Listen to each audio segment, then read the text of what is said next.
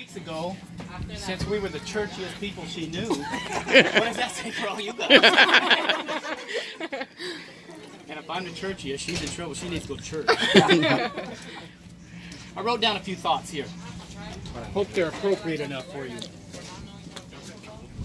Lyle and Cheryl's marriage of 50 years is an inspiration to all of us. They should be the ones telling us how to do it and share their secrets of success. I have a few quotes since I'm supposed to be a little churchy here. In Genesis 2:24 it says, "Therefore shall a man leave his father and his mother, and shall cleave unto his wife, and they shall be one flesh." Webster defines cleave as stick, as to stick, adhere, cling, become very closely attached. And 1 Corinthians 11:11 says, "Nevertheless, neither is a man without the woman, neither the woman without the man in the Lord." In Genesis 2:18, "And the Lord God said, It is not good that man should be alone. I will make him an helpmeet for him." It says "and," not "a." So it's not a slave, but it's an equal. Right.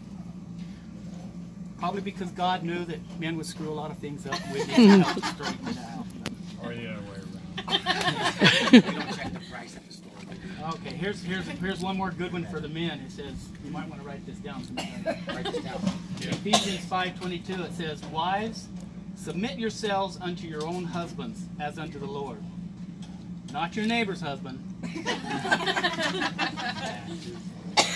Okay, ladies, in Ephesians 5:25, "Husbands, love your wives, even as Christ also loved the church and gave himself for it." Sounds like a heavy-duty commitment, and kind of the point I wanted to make is there's you, and there's God. And you can look at it as a triangle, and when we all do our part, we can get to 50 years and on and beyond. It seems like the word marriage has lost a lot of its traditional meanings these days. People meet, they fall in love, they get married, and when adversity sets in, and as it always does, it's so easy to give up and go your separate ways.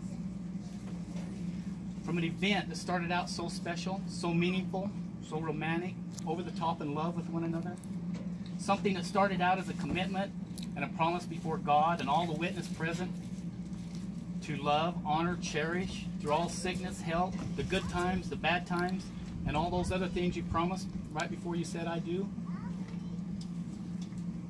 50 years ago, Lyle and Cheryl said "I do." And I'm sure today they can honestly say we did.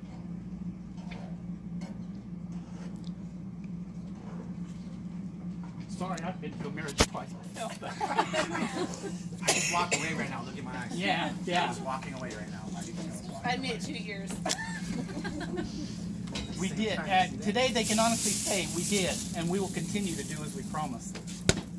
In a church I go to, there's an article of faith that says, "If there's anything virtuous or lovely or of good report or praiseworthy, we seek after these things."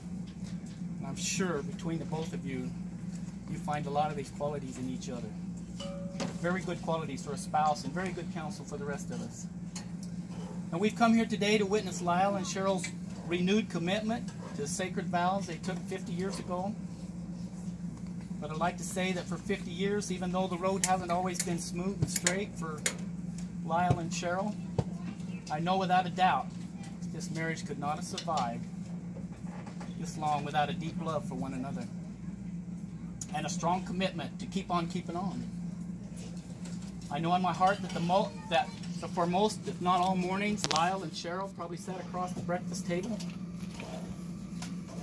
and maybe without even saying a word, they looked into each other's eyes and they fully recommitted themselves to each other every single day. They haven't forgotten their vows. They express them every day with love and devotion. They have for one another. But for all of our benefits today, Lyle, can I ask you, do you promise to continue to do those things you committed to do the day you married Cheryl? Yes. Cheryl, do you forgive Lyle for all his shortcomings and stand by your promises you made 50 years ago? This is your chance to amend the deal. Yeah. thank you for your example to all of us and hope that we can be as successful as you two have been. Our hopes and prayers are with you for another 50 years of successful marriage. Thank you. Thank you. Kiss the bride. Kiss the bride. Kiss the bride.